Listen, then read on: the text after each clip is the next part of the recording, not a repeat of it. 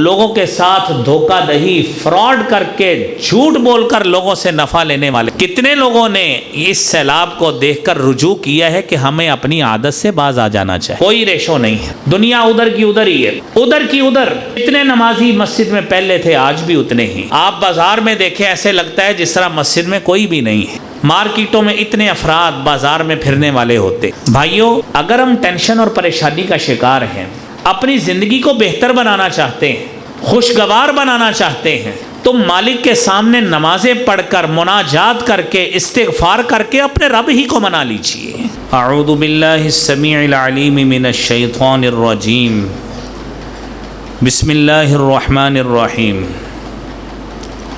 من عمل صالحا من ذکر او انثى وهو مؤمن فلنحيينه حياة طيبة۔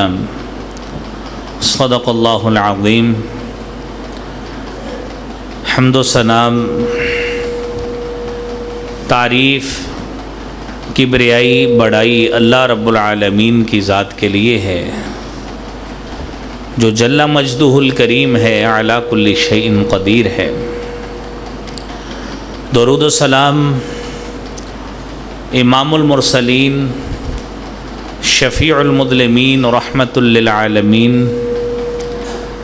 جناب محمد الرسول اللہ صلی اللہ علیہ وآلہ وسلم کی ذات اقدس پر۔ محترم حضرات، اللہ رب العالمین نے حضرت انسان کو مٹی سے تخلیق کر کے دنیا میں اس کو بسایا ہے، اور اس کی زندگی دو مختلف ادوار پہ مشتمل ہے۔ ایک وہ زندگی ہے جسے ہم دنیا کی زندگی کہتے ہیں، اور یہ وہ زندگی ہے جس میں ہر شخص اپنی زندگی کے سال، جس میں کوئی بچہ شیر خواری میں چلا جاتا ہے، کوئی لڑک پن میں چلا جاتا ہے، کوئی جوانی کے عالم میں جاتا ہے، کوئی بلوغت کے عالم میں جاتا ہے، کوئی ادھیڑ عمر میں چلا جاتا ہے۔ اپنی زندگی جو اللہ تعالیٰ نے دنیا کی اس کے لیے لکھ دی ہے، عمر لکھ دی ہے، یہ وہ دنیا کی عمر پوری کرتا ہے، یہ اس کی زندگی کا ایک حصہ ہے۔ اس کے بعد اس کی اخروی زندگی شروع ہوتی ہے، جس کی پہلی سیڑھی برزخ ہے، کہ جیسے ہی دنیا کی موت واقع ہوتی ہے، قیامت کبریٰ تک وہ برزخ کی زندگی گزارے گا، اور اسی میں ہی دوسرا حصہ اس کی اخروی زندگی ہے، جو جنت یا جہنم کی صورت میں اس کے پاس آخرت میں اس کو ملے گی۔ عقل مند انسان وہ ہے، ذی شعور انسان وہ ہوتا ہے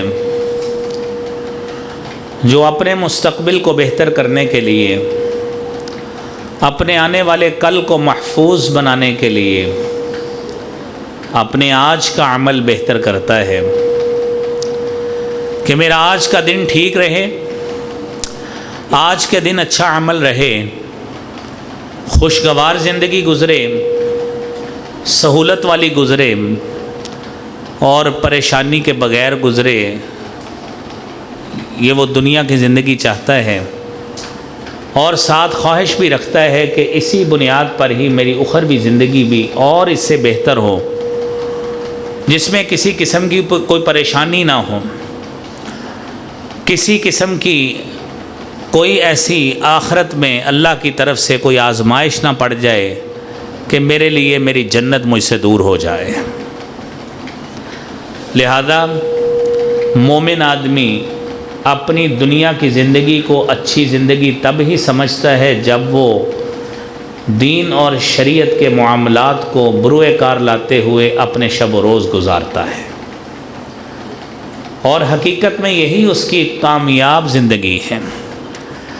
ہماری آج کی گفتگو ہے ہی یہی کہ دنیا کی کامیاب زندگی ہو کیسے سکتی، اور یاد رہے کہ اسی بنیاد پر ہی ہماری آخرت کی زندگی ہونی ہے۔ دنیا میں اگر ہم بے عمل رہے، دنیا میں بے نماز رہے، تارک نماز رہے، تارک زکوٰۃ رہے، عبادات سے پہلو تہی کرتے رہے، تو یہ خارج از امکان بات ہے، یعنی انسان کو یہ سوچنا ہی نہیں چاہیے کہ وہ جنت کا بہت بڑا امیدوار ہے، کیونکہ اس نے ان بنیادی شرائط کو پورا ہی نہیں کیا جو اس کو جنت کے لیے کوالیفائی کرتی ہے۔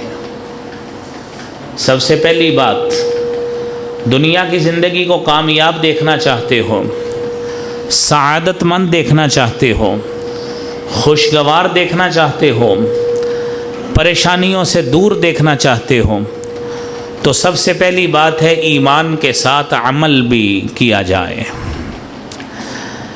میرے بھائیوں، آج دنیا میں آپ کو ہر جگہ پہ، ہر شہر میں، ہر قریہ میں، ہر نگری میں، ہر بستی میں بیسیوں نہیں، سینکڑوں نہیں، ہزاروں نہیں، لاکھوں نہیں، کروڑوں نہیں، اربوں کی تعداد میں دنیا میں مسلمان آپ کو ملتے ہیں، لیکن ہر انسان کا عمل ہے جو اس کو اللہ رب العالمین کے ہاں کامیاب بنائے گا، اللہ رب العالمین کے ہاں اس کو کامرانی عطا کرے گا۔ یہ بنیاد اس کا عمل ہوگا۔ رسول کریم صلی اللہ علیہ وآلہ وسلم نے اسی لیے فرمایا تھا کہ من بطأ بہ عملہ لم یسرع بہ نسبہ، کہ جس شخص نے عمل کے اعتبار سے تاخیر کر دی، عمل نہیں کیا، ایمان قبول کر لیا ہے، ایمان لے آیا ہے، نہ نماز پڑھتا ہے، نہ روزہ رکھتا ہے، نہ حقوق کی ادائیگی کرتا ہے، اور معاملات میں وہ انتہائی کورا ہے، کوئی کسی قسم کے اس کے معاملات ٹھیک نہیں ہیں، عملی اعتبار سے انتہائی کوتاہ شکل ہے، فرمایا لم یسرع بہ نسبہ، اس کی نسبت کسی کے ساتھ بھی ہو تو اس کا نسب نامہ اس کو جنت میں نہیں لے کے جا سکتا جب تک اس کی عملی شکل موجود نہیں ہوگی۔ قرآن کریم میں اللہ رب العالمین نے مختلف جگہ پہ یہ بات فرمائی ہے، آپ دو جگہ سنیے۔ خطبہ مسنونہ میں آپ نے آیت سنی، من عمل صالحا من ذکر او انثى وهو مؤمن فلنحيينه حیاتا طیبا، وہ شخص دنیا میں مشرق کا ہو، مغرب کا ہو، شمال کا ہو، جنوب کا ہو، عرب سے ہو، عجم سے ہو، دنیا کے کسی خطۂ عرض سے بھی تعلق رکھتا ہو، شرط اللہ رب العالمین نے بنیادی لگائی ہے، من عمل صالحا من ذکر او انثى وهو مؤمن، بنیاد یہ ہے ایمان لایا ہو، ایمان کے بعد نیک عمل کرنے والا ہو۔ رب کریم کا وعدہ ہے فَلَنُحْيِيَنَّهُ حَيَاةً طَيِّبًا، اس کی زندگی دنیا کی بھی پاکیزہ اور خوشگوار بنے گی۔ اللہ تعالیٰ اس کو ذہنی لحاظ سے اطمینان عطا فرماتے ہیں، قلبی لحاظ سے اس کو سکون عطا فرماتے ہیں، اور اس کو دنیاوی لحاظ سے نعمتیں کم بھی ہوں تو اس کو ٹینشن اور پریشانی نہیں ہوتی، وہ ہر لحاظ میں اللہ کا قدردان رہتا ہے۔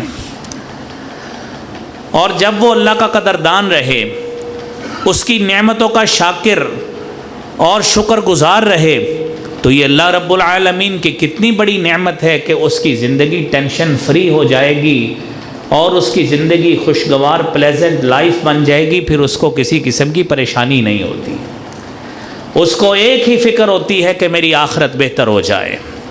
تو رب تعالیٰ نے یہ بھی وعدہ کیا ہے، الذین آمنوا وعملوا الصالحات طوبى لهم وحسن مآب،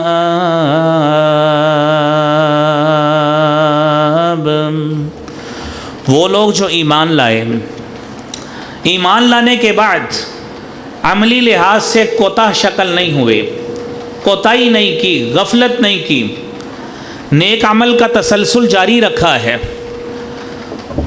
آپ نے فرائض بھی پورے کیے، آپ نے قرآن کی تلاوت بھی کی، آپ نے سنت پہ بھی ڈٹ کے عمل کیا، آپ نے تلاوت قرآن بھی کی، ذکر و اذکار بھی کیے، ہر لحاظ سے جو اچھے سے اچھا عمل ہو سکتا تھا، صدقات فرضیہ ہوں نافلہ ہوں، آپ نے وہ بھی ادا کیے، آپ نے ہمسایوں کے رشتہ داروں کے حقوق بھی ادا کیے، آپ کے پاس گاہک موجود ہے، دکاندار ہے، ان کے حقوق آپ نے پراپرلی ادا کیے، آپ نے اپنے ماتحتوں کے حقوق ادا کیے، جہاں کہیں زندگی میں آپ کا کسی کے ساتھ تعلق ہے آپ نے شرعی تقاضے کے مطابق اس کو نبھانے کی کوشش کی۔ میرے رب تعالیٰ کا وعدہ ہے طوبیٰ لہم، ایسے لوگوں کے لیے خوشخبری ہی خوشخبری ہے کہ ان کی زندگی خوشی والی، خوشگوار ہے، سعادت مندی والی زندگی ہے، اور دنیا بھی سعادت مندی میں گزرے گی، اور انشاءاللہ جب رب کے پاس جائیں گے حسن مآب، ان کا وہ ٹھکانہ بھی بہت دنیا سے بہتر شکل میں ان کو ملے گا۔ تو یہ دنیا کی زندگی بھائیوں اچھی بنانا ہم چاہتے ہیں، ہر شخص چاہتا ہے، تو بھائیوں اپنے اپنے معاملات جہاں پہ ہم فرائض پورے کرتے ہیں، جہاں پہ ہم معاملات بہتر پورے کرنے کی کوشش کرتے ہیں نماز اور روزے کے حوالے سے، وہیں پہ بھائیوں ایمان کے تقاضے ساتھ یہ بھی ہیں کہ اپنے معاملات کو بھی بہتر کیا جائے۔ لوگوں کے ساتھ لین دین کا معاملہ ہے، اس کو بغیر کسی پریشانی کے اس کو بہتر کیا جائے۔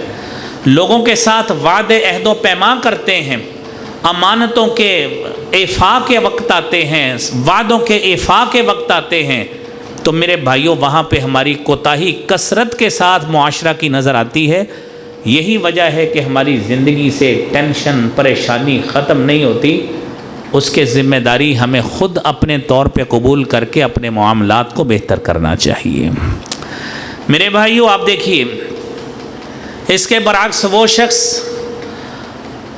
کوئی گناہ گار شخص ہے، ایمان لایا ہے، ایمان لانے کے بعد نہ اس کو قرآن کی تعلیمات کا پتہ ہے، نہ اس کو حدیث مصطفیٰ کا پتہ ہے، نہ سیرت طیبہ کا پتہ ہے، نہ اس کو گھر میں اپنی بیوی، اپنے بچوں، اپنے والدین کے ساتھ حسن سلوک کا علم ہے کہ ان کے ساتھ سلوک کیسا کرنا ہے۔ جو اپنے جی میں آیا کر لیا،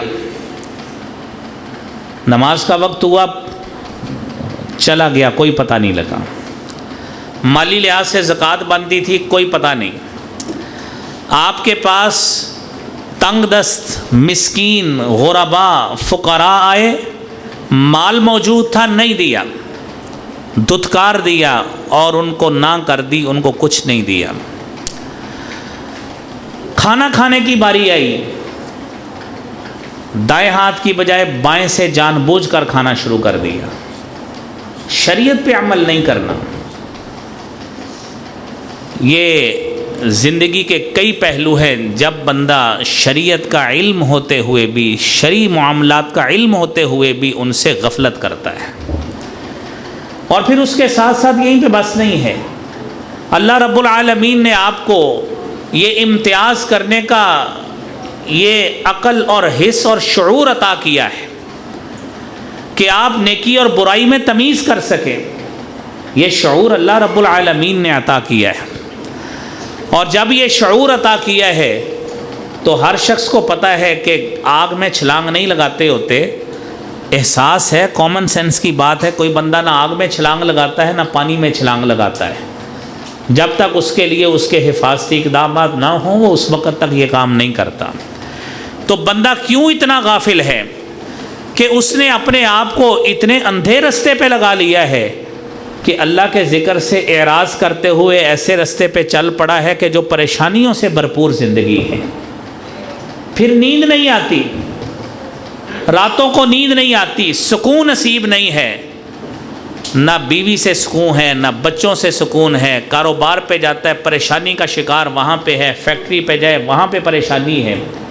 تو قرآن کو سنیے، اللہ رب العالمین فرماتے ہیں من اعرض عن ذکری فإن له معیشة ضنکا ونحشره یوم القیامة اعمی قال رب لم حشرتنی اعمی وقد كنت بصیرا قال كذلك أتتك آياتنا فنسيتها وكذلك اليوم تنسى۔ اللہ کا ذکر آیا، اعراض کیا، نہیں مانا، جان بوجھ کے تسلیم نہیں کیا، اپنی زندگی سنت کے مطابق نہیں بنائی، نہ اپنے معاملات بنائے، نہ اپنی اولاد کی تربیت کی، نہ تعلیم کا اہتمام کیا، نہ ذاتی لحاظ سے اپنی وضع قطع سنت کے مطابق بنائی، تو بندہ سمجھے میری زندگی جناب بڑی خوشی والی اور بڑی فیسلٹیز والی ہوگی، یہ ٹینشنز، یہ پریشانیاں اور ساری زندگی یہ صعوبتیں اور ذہنی پرپلیکشن کا شکار، کمپلیکیشنز کا شکار بندہ رہے گا۔ اس کا سبب یہ ہے کہ آپ نے اللہ کے ذکر سے اعراض کیا، جس کا سبب لازمی نتیجہ ہمارے اپنے اعمال ہوئے۔ میرا مالک کہتا ہے اس کا پہلا نتیجہ دنیا میں یہ ہوگا، معیشت تنگ ہوگی، گھر کے خرچے نہیں چلیں گے، اور گھر میں ہر شخص اپنے معاملات کی، مالی معاملات کی شکایت کرتا نظر آئے گا۔ میرے بھائیو، اپنا عمل کو ذرا غور تو کیجئے، صبح سے اٹھ کر شام تک صرف ایک دن کے اعمال کی اسیسمنٹ کر لیں کہ ہمارے یہ اعمال کتنے سنت نبوی صلی اللہ علیہ وسلم کے مطابق ہیں۔ ایک دن میں ہماری زبان سے کتنی گالیاں نکلتی ہیں، ایک دن میں کتنے جھوٹ نکلتے ہیں، ایک دن میں کتنے لوگوں کو دھوکہ دینے کی کوشش کرتے ہیں، اور ایک دن میں کتنے معاملات لوگوں سے خراب ہمارے ہوتے ہیں، جو اس کا احساس ہم اپنے طور پہ نہیں کرتے، لیکن اس کا عملی شکل وہ رب کو تو علم ہوتا ہے، ہمیں چھوٹے چھوٹے جھٹکے لگتے رہتے ہیں، شاید سمجھ جائیں۔ رب کہتا ہے نحشرہ یوم القیامت اعمی، دنیا میں تو یہ سزا ہوگی ہی ہوگی کہ آپ نے یہ کام کیا، کل قیامت کے روز بھی اللہ رب العالمین بنائی سے محروم رکھیں گے۔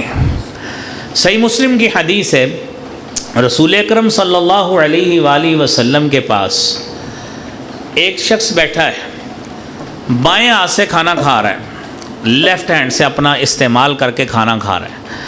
آپ نے اس کو سمجھایا کہ دایاں ہاتھ استعمال کرو، اس نے غرور اور تکبر میں آ کر کہا لا استطیع، میں اس کی استطاعت نہیں رکھتا۔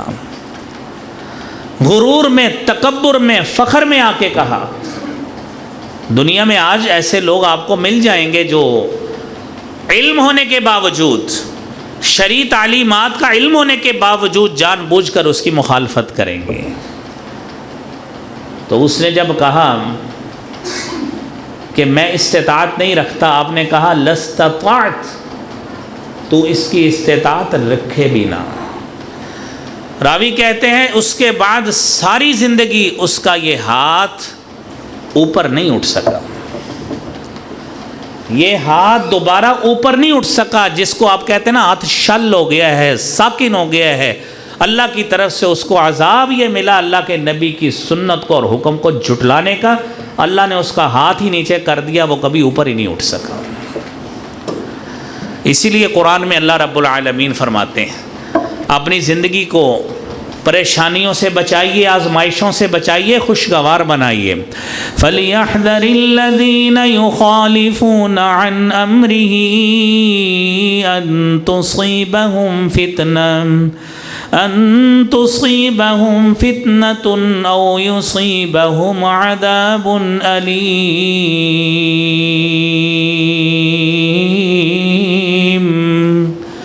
وہ لوگ جو اللہ کی یا اللہ کے رسول کی مخالفت کرتے ہیں صلی اللہ علیہ وسلم، آپ کو کسی بھلے شخص نے کہہ دیا کہ آپ کا یہ عمل سنت کے مطابق نہیں ہے، مومن آدمی کا کیا کام ہے؟ انما كان قول المؤمنين اذا دعوا الى الله ورسوله ليحكم بينهم ان يقولوا سمعنا واطعنا واولئك هم المفلحون۔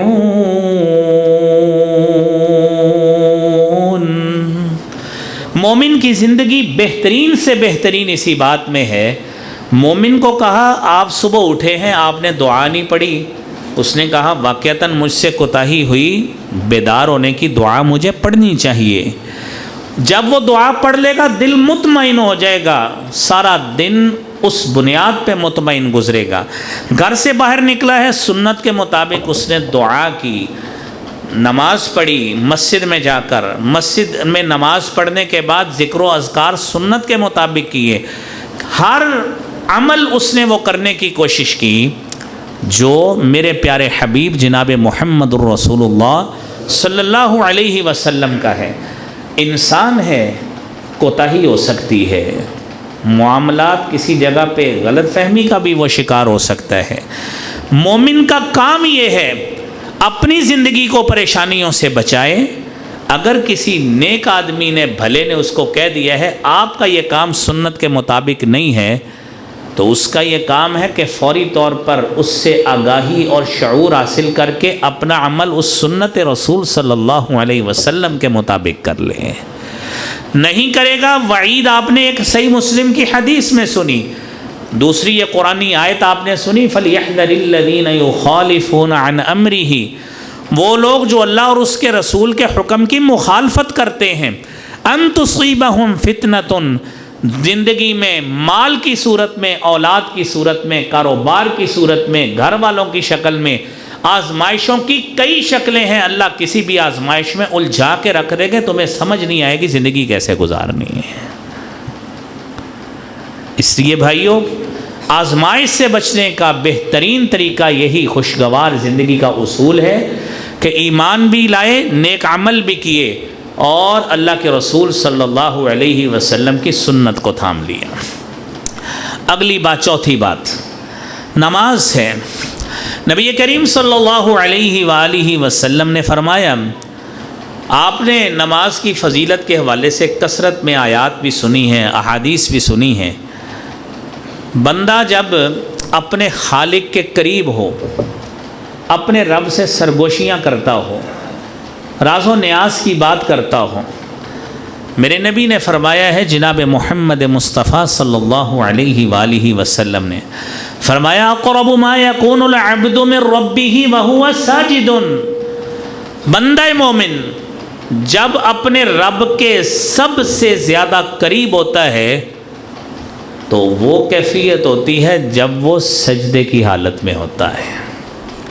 فاکثروا فیہ الدعاء, فرمایا کہ اس میں کثرت کے ساتھ دعا کیا کرو.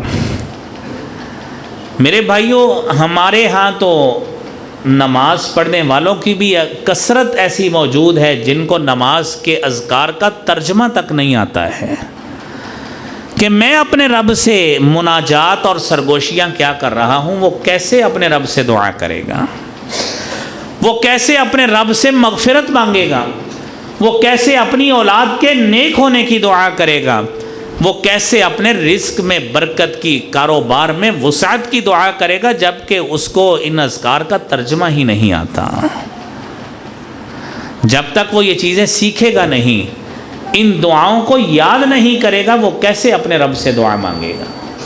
لہذا بھائیوں, اس حدیث کو مد نظر رکھتے ہوئے جو رسالت مآب صلی اللہ علیہ وآلہ وسلم نے فرمائی ہے کہ اس پہ عمل کرنے کی کوشش کریں. اور مومن کا تو کام ہی یہ ہے, اللہ رب العالمین نے قرآن میں فرمایا ہے نا, یا ایہا الذین آمنوا استعینوا بالصبر والصلاة ان اللہ مع الصابرین.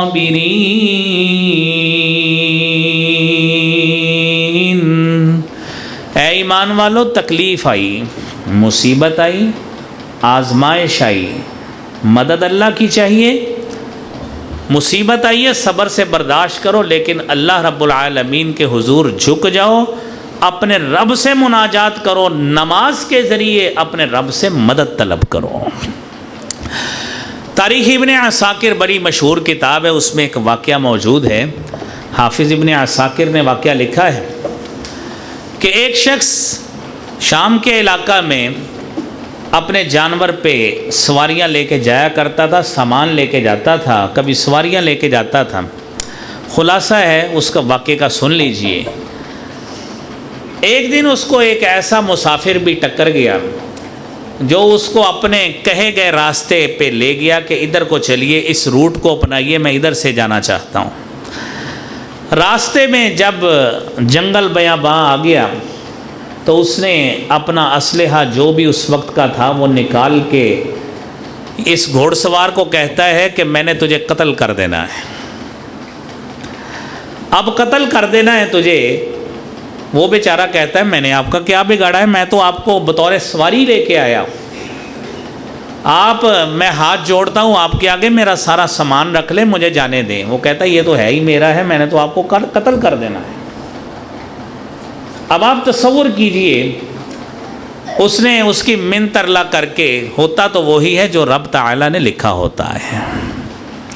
اس نے کہا مجھے 2 رکعتیں نماز پڑھ لینے دیجیے۔ حافظ ابن عساکر لکھتے ہیں کہ وہ نماز پڑھنا شروع ہو گیا، 2 رکعتیں اس نے نیت لیں۔ وہ بندہ خود بعد میں، کیونکہ بچ گیا تھا اللہ کی رحمت سے، بتاتا ہے مجھ سے لفظ نہیں مل رہے تھے کہ میں کیا کروں۔ وہ بندہ کہی جا رہا تھا جلدی رکھتے پڑھو، میں نے آپ کی جان لینی۔ نماز میں اس کے ذہن میں یہ آیت آئی، أَمَّن يُجِيبُ الْمُضْطَرَّ إِذَا دَعَاهُ وَيَكْشِفُ السُّوءَ وَيَجْعَلُكُمْ خُلَفَاءَ الْأَرْضِ أَإِلَٰهٌ مَّعَ اللَّهِ قَلِيلًا مَّا تَذَكَّرُونَ۔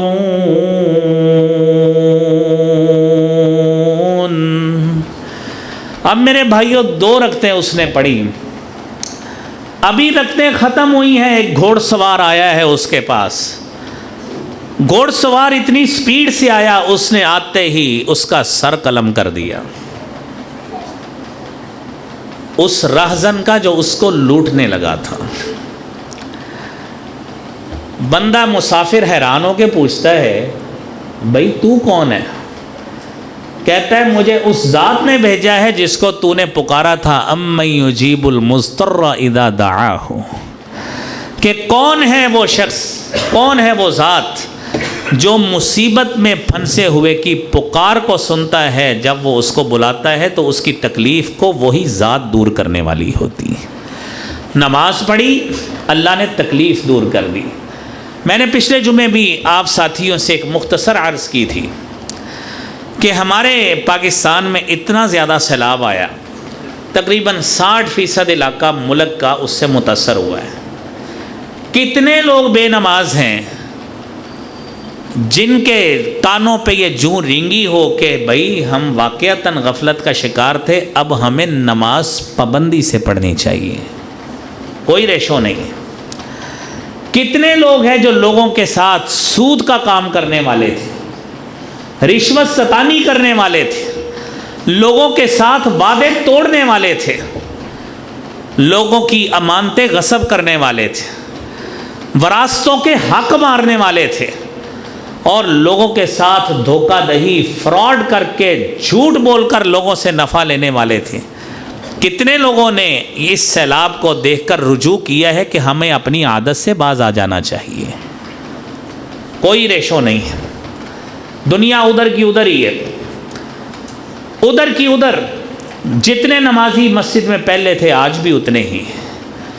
آپ بازار میں دیکھیں، ایسے لگتا ہے جس طرح مسجد میں کوئی بھی نہیں ہے۔ مارکیٹوں میں اتنے افراد بازار میں پھرنے والے ہوتے ہیں۔ بھائیوں، اگر ہم ٹینشن اور پریشانی کا شکار ہیں، اپنی زندگی کو بہتر بنانا چاہتے ہیں، خوشگوار بنانا چاہتے ہیں، تو مالک کے سامنے نمازیں پڑھ کر، مناجات کر کے، استغفار کر کے اپنے رب ہی کو منا لیجئے۔ نبی کریم صلی اللہ علیہ وآلہ وسلم نے فرمایا ہے نا، اپنی زندگی اچھی بنانا چاہتے ہو، ٹینشن فری لائف بنانا چاہتے ہو، فرمایا من لزم الاستغفار، جو شخص استغفار کو لازم پکڑتا ہے، اللہ رب العالمین سے استغفار کرتا ہے، اپنے گناہوں کی معافی مانگتا ہے، جعل اللہ من کل ضیق مخرجا، اللہ کریم ہر تنگی سے نکلنے کا راستہ بنا دیتے ہیں۔ وَمِن كُلِّ هَمٍّ فَرَجًا، اور ہر غم اور پریشانی سے بھی اس کی راہ نکال دیتے ہیں، وہ وہاں سے بھی نکل جاتا ہے۔ وَيَرْزُقُهُ مِنْ حَيْثُ لَا يَحْتَسِبُ، اور اللہ رب العالمین اس کو ان ذرائع سے رزق دیتے ہیں جس کا بندے کو گمان بھی نہیں ہوتا۔ بندہ رب کے پاس آئے تو صحیح، اس رب کی کبریائی کو تسلیم تو کرے۔ میرا رب کہتا ہے کہ بندہ مومن اگر تو زندگی اچھی بنانا چاہتا ہے، رزق میں فراوانی چاہتا ہے، نیکی اور برائی میں تمیز کرنا چاہتا ہے، تو میرا ڈر اور خوف اپنے دل میں پیدا کر لے۔ میں وہی رب ہوں جو تیرا 60% ملک ڈبو سکتا ہے، میں تیرا گھر بھی ڈبو سکتا ہوں۔ میں اگر پوری زمین پہ زلزلہ بپا کر سکتا ہوں تو تیرا گھر زیادہ مضبوط نہیں ہے، وہ بھی گر سکتا ہے۔ اگر میں غیر مسلموں کے لیے خزانوں کے منہ کھول سکتا ہوں تو بندہ مومن مجھے پکار کے دیکھ، تیرے لیے رزق کے دروازے کتنے کھلتے ہیں، میں مالک یہ سارا کرنے پہ قدرت رکھتا ہوں۔ قرآن کریم میں اللہ تعالیٰ سورہ طلاق میں فرماتے ہیں وَمَن يَتَّقِ اللَّهَ يَجْعَل لَّهُ مَخْرَجًا وَمَن يَتَّقِ اللَّهَ يَجْعَل لَّهُ فُرْقَانًا۔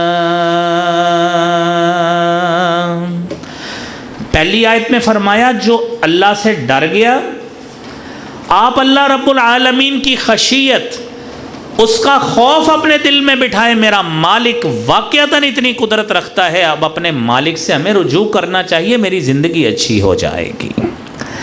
میرا مالک کہتا ہے رزق بھی کھول دوں گا، یجعل لہ فرقانا، تیری زندگی بندہ مومن اتنی اچھی بن جائے گی، تجھے میں ایسی کسوٹی دے دوں گا، تجھے برائی اور نیکی میں از خود فرق محسوس ہونے لگ جائے گا۔ آج فرق کیوں محسوس نہیں ہوتا؟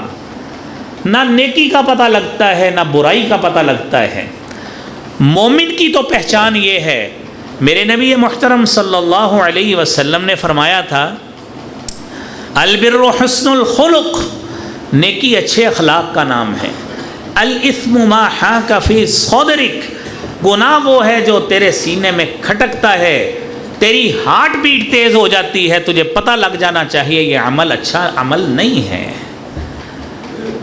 لیکن حدیث میں آتا ہے ان العبد اذا اخطأ نکتت علی قلبہ نکتۃ سوداء، بندہ مومن جب غلطی کرتا ہے، کوتاہی کرتا ہے، اس کے دل پہ سیاہ سپاٹ اور دھبا لگ جاتا ہے۔ فَإِن تَابَ، اگر وہ توبہ کر لے، اللہ کی رحمت شامل حال ہوتی ہے، میرا مالک بندے سے رضا کا اظہار کرتا ہے، اس کا دل صاف ہو جاتا ہے۔ اگر وہ توبہ نہیں کرتا، ایک غلطی کی، دوسری غلطی کی، غلطی در غلطی کی، یہ سیاہی دل پہ غالب آ جاتی ہے اور اس دل سے وہ کسوٹی ختم ہو جاتی ہے جو نیکی اور برائی میں فرق کرنے والی ہوتی ہے۔ پھر اس میں وہ فرق کرنے کی صلاحیت ختم۔ پھر ہم لوگوں کو دھوکہ دیں، ایمانداری کر لیں، کسی سے بھلائی کر لیں اور کثرت سے برائیاں کرتے رہیں، پھر اس میں کوئی فرق ہمیں محسوس نہیں ہوتا۔ میرے بھائیوں، آج اس عمل کی ضرورت ہے۔ یہ جتنی باتیں ہم نے کی ہیں، حضرت انس رضی اللہ تعالی عنہ تابعین سے مخاطب ہوتے تھے اور فرماتے تھے انکم لتعملون عملا ہی ادق فی اعینکم، کہ تم لوگ اپنی زندگی میں معاملات کو اتنا ہلکا سمجھتے ہو، کسی کے ساتھ جھوٹ بول لیا، کسی کو دھوکہ دے دیا، کسی سے فراڈ کر لیا، کسی کی زمین ہتھیا لی، کسی سے ناجائز منافع لے لیا، اپنی بہن کا، بھائی کا، چھوٹوں کا وراثت میں حصہ غصب کر لیا کہ خیر ہے دیکھی جائے گی جب مریں گے۔ فرماتے ہیں ہی ادق فی اعینکم من الشعر، تمہاری نظر میں یہ عمل شاید ایک بال سے بھی زیادہ حقیر ہوں۔ وَإِن كُنَّ لَنَعُدُّهَا فِي عَهْدِ رَسُولِ اللَّهِ صلی اللہ علیہ وسلم من الموبقات، جب ہم اللہ کے رسول صلی اللہ علیہ وسلم کے دور میں ہوتے تھے، ہم ان اعمال کو اتنا بڑا سمجھتے تھے اتنا بڑا سمجھتے تھے کہ ہم نے اگر اتنی بھی نافرمانی کر لی کہیں ہمیں ہلاکت کا، تباہی کا سامنا نہ کرنا پڑ جائے، اور دوسری حدیث کے مطابق کہیں ہمارے اوپر پہاڑ نہ گر جائے، ہماری کیفیت یہ ہوتی تھی۔ ہم نے گناہ کو گناہ سمجھنا چھوڑ دیا ہے۔ جب گناہ کو گناہ سمجھنا چھوڑا، برائی سے نفرت ختم ہوئی، دل کے اندر گناہ کا احساس ویسے ہی ختم ہو گیا۔ جب گناہ کا احساس ختم ہوا، ہماری زندگی میں پھر خوشگوار زندگی ہو، پریشانیوں سے بھری پڑی ہو، اس کا بھی احساس ویسے ہی ختم ہو گیا۔ لہذا بھائیو، آج ضرورت ہے، اللہ نے ایمان دیا ہے، نیک عمل کرنے لگ جائیں، اللہ رب العالمین کا تقوی اور ڈر اختیار کریں، نماز کے ساتھ، استغفار کے ساتھ اللہ رب العالمین سے مدد طلب کریں، دعاؤں کے ساتھ اللہ رب العالمین سے مدد طلب کریں، ہماری زندگی بہتر ہو۔ پریشانیوں کا اللہ رب العالمین کی طرف سے کوئی آزمائش ہے تو مالک ہم سے پریشانیوں کو دور رکھے۔ اللہ کریم میرے لیے بھی، آپ کے لیے بھی، ہم سب کے لیے اس بات کو اصلاح کا ذریعہ بنائے۔ وآخر دعوانا ان الحمد للہ رب العالمین۔